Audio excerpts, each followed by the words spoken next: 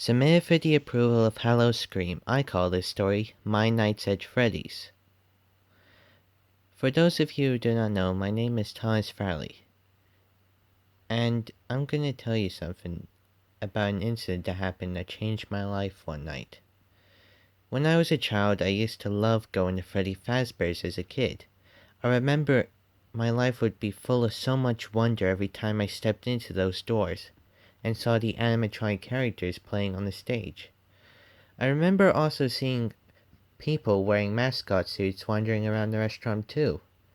People like Fredbear, Spring Bonnie, and even a white rabbit named Vanny.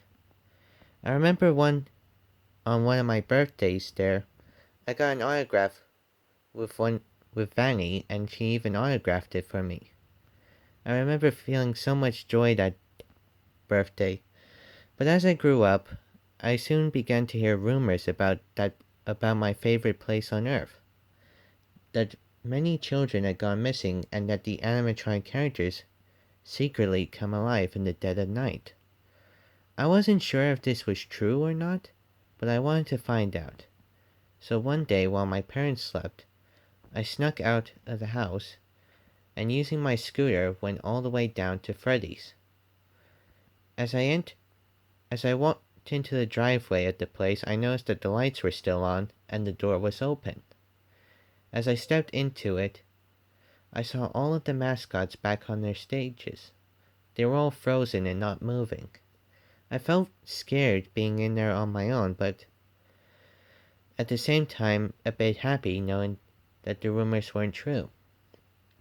After a while of playing some of the arcade games, I fell asleep in the dining area. As I woke up though, I heard noises coming from the hallways and noticed that the animatronics were gone. As I quickly tried to run back to the entrance, Chica was there blocking it with her cupcake.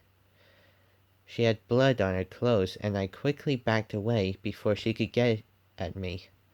I hid inside the parts and service room, and there I saw the yellow rabbit suit belonging to Spring Bonnie. And I saw a bunch of photos too. Gabriel, Fritz, Susie, Jeremy, and Cassidy, all taken with the yellow rabbit. Those were the children who went missing. They were all with that rabbit. Could he have been the one who did it? I didn't know. I remember hearing Freddy's footsteps came in.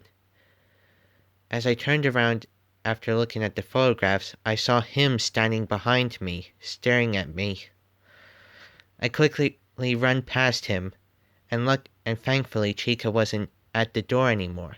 As I ran out, I quickly got on my scooter and scooted away as fast as I could back home. When I went back home, I tried to tell my parents what happened, but they didn't believe me, saying that I was lying and I was out with my friends. It's been a few years now since that incident, and I only rarely go back to Freddy's nowadays. Take my advice, why don't you? Never stay in that restaurant another night. 'Cause if you stay there overnight, then you might end up like those 5 children did.